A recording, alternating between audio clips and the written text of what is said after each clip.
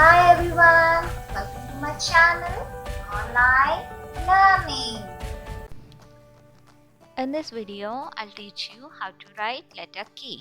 Start from between red and blue line, slant line, one more slant line, touch the third line, up curve and make a spiral.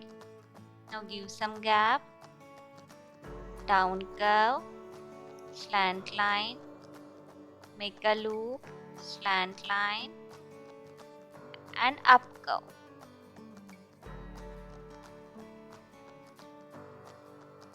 Small k, slant line, one more slant line, go back on the same line, right curve, make a loop, slant line, up curve.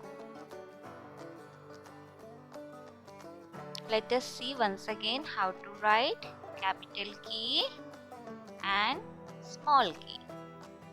So this is how we write capital K. And this is small k.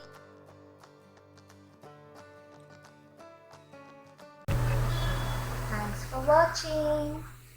For more videos, please subscribe my channel, Online Learning. Thank you.